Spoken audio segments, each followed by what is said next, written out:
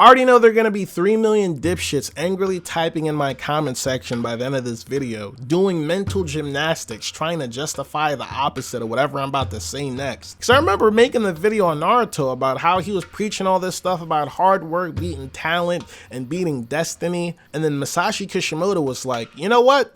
Let's forget about all that. Throw that all out of the window. Let's make Naruto a literal prophecy. Let's make him the reincarnation of one of the strongest people in all of ninja history. Even though I pull the blinds, you know, the veil from in front of these niggas, I still got comments literally begging me, trying to persuade me that Naruto isn't actually the fraud that he is. Now granted, I think maybe I could have made the video a bit more clear to understand. I know the TikTok and Twitter brain rot is clogging up these people's brain receptors, so any type of complex thinking is beyond them, and you have to break things down for them. You know, you gotta chew it up and spit it into their mouths like a penguin does for the little babies. People believe a character can't be both derived from hard work and talent, right? Like it's some sort of two-party political system. You gotta choose between one of the two. So when I tell y'all the next fraud I picked up on my radar, all hell is gonna break loose in the anime community. None other than the GOAT himself, one of the fathers of the shonen universe, Goku. Whoa, whoa, whoa, you saying you hate Goku? You saying you hate Dragon Ball? Oh, they take your damn black card. You can't say nigga no more. Believe it or not, that actually is a much more appropriate response. Nah, but I actually still think Dragon Ball or Dragon Ball Z is still one of the best animes of all time. That being said, I still got a little bit of criticism for the anime and manga I'd like for y'all little baby penguins to reconsider. I do think Goku works hard. I don't think anyone can refute that point, you know? He's trained vigorously throughout the series for all the different opponents he's come across, but let's not be stupid, okay? Let's not be too biased and not bring up the fact that he'd be absolute dog water without his Saiyan blood. If Goku wasn't a Saiyan, Tien would be the new main character of the show. Fuck it, they probably scaled Tien to fit in for the plot of the Saiyans. So maybe Bulma might be the new main character. Let's go get the Dragon Ball so I can make my titties a little bit bigger. I think Goku is 30% hard work and 70% genetics or talent.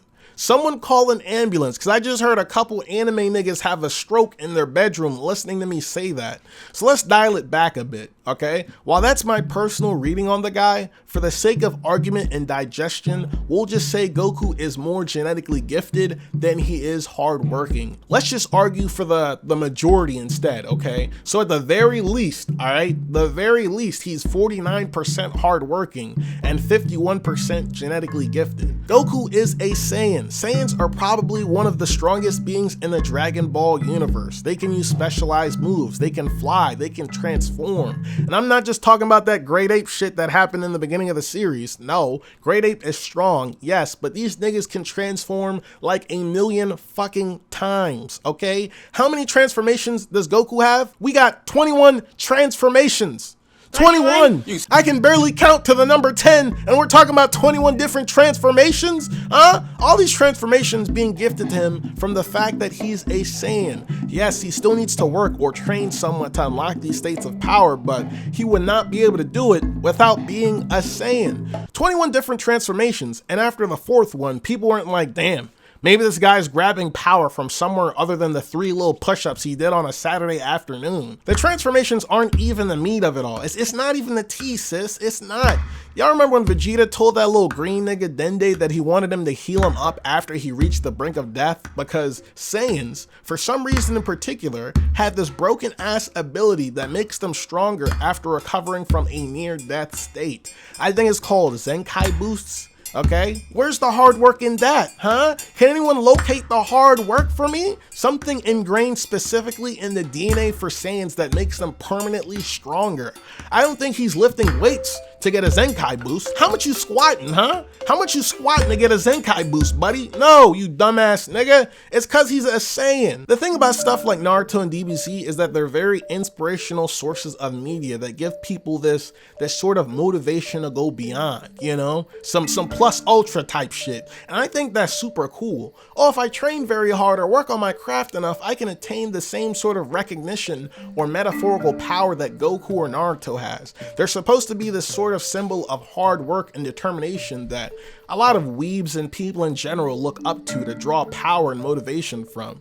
Again, that's super cool, but just looking at Dragon Ball, the big three, and even more recent anime that's popular in Japan, Japan seems to be obsessed with genetic powers and bloodline power-ups. Speaking of the big three, I haven't seen much of that coming from One Piece, you know? The anime is more of just like kid eats devil fruit that gives him seemingly average powers, and then close to the end of the show, it just turns out to be like one of the most broken abilities in all of fiction. Granted, again, that wouldn't really be hard work either, seeing that the power comes from an external source, but hey, at least it's not genetic powers, right? It's not genetic powers.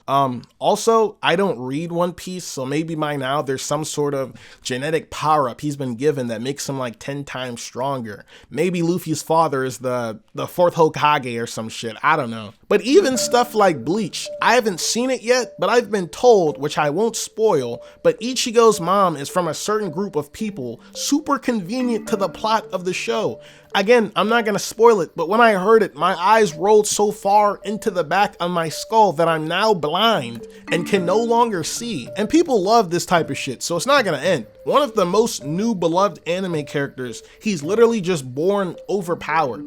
I have a friend that legit loves this nigga Gojo. If I was falling off a cliff and a portrait of Gojo was also falling off a cliff, he'd probably save me. But only after taking a couple steps towards the Gojo portrait, okay? Let's not get it twisted. I'd also like to say I don't hate these sorts of characters. I mean, I've grown to dislike Gojo a little bit because my friend literally be doing tricks on this nigga's dick, but the concept of MCs being born strong because of genetics or being strong without really training for it, I don't mind. If every character was just strong because of training, that also would be pretty boring. Like, just take a look at Frieza. He's one of the coolest characters in all of fiction, and he's just strong out of sheer hatred for Saiyans.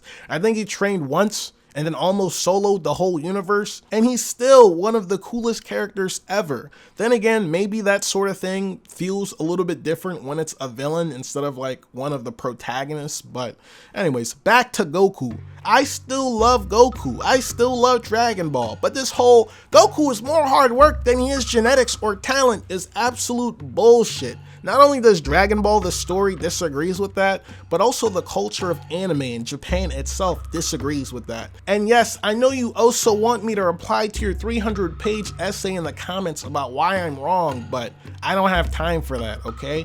I'm already backlogged 3 weeks responding to the comments telling me that I'm washed, and then I fell off. Out of all the days. I'd also like to bring up this one thing about Dragon Ball that doesn't really have much to do with the point of the video, but when Vegeta and Goku transformed into Super Saiyan for the first time, these niggas went from Asian to white. Like, what the fuck?